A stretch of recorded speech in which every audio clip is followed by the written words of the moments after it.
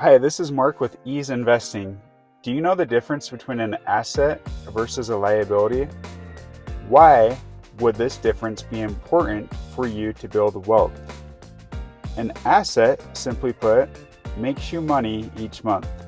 A liability loses money each month. A home with a renter that rents the basement, that covers the mortgage and leaves you a little extra money each month, that home would be considered an asset. A home that doesn't have a renter, where you're paying for the mortgage each month, that same home would be considered a liability. Same thing goes with a car. A car where you have a car payment each month and money is leaving your pocket each month, that car is considered a liability. Where if you rent out that same car and you're making money each month because you're covering the car payment, plus you're making a little extra money, that same car would be considered an asset. So an asset makes you money each month. A liability loses money each month. This is key in building wealth. The reason why is because the poor and middle class, they will save money, spend their money on liabilities, and repeat that process. They do not know the difference between an asset and a liability. The wealthy, they specifically save money to buy assets. And later on in this video, you'll learn what they do with those assets to further increase their wealth. Let's move on to the next slide. Here's a list of assets that the wealthy buy in order to increase their wealth. Wealthy, they'll buy whole life insurance policies, Bitcoin and Ethereum, real estate, stocks, and businesses. A key important point that the wealthy do is they do not sell their assets. Instead, they will borrow against these assets. They will take out a loan. And this is very important because this loan, you do not pay any taxes on this money. Plus, you do not sell your asset.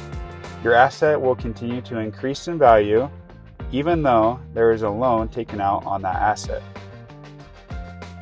For example, with a whole life policy, you can take out a policy loan. With Bitcoin and Ethereum, you can take out a crypto loan. With real estate, you can take out a HELOC or a home equity line of credit. For stocks, you can take out a portfolio line of credit or a portfolio loan. And for businesses, you could take out a business loan. What do the wealthy do with these loans? This is another key. The wealthy specifically put this money into more assets. And they keep repeating this process.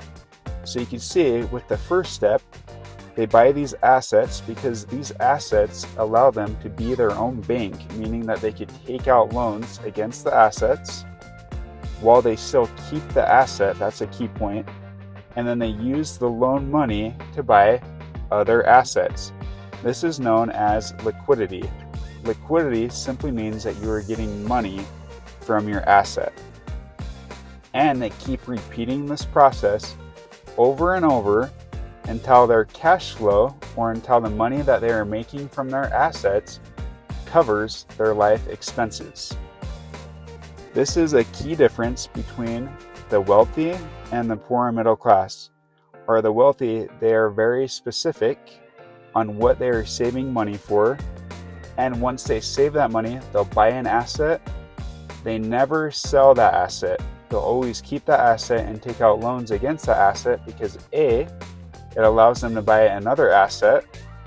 B, they pay zero taxes on the loan.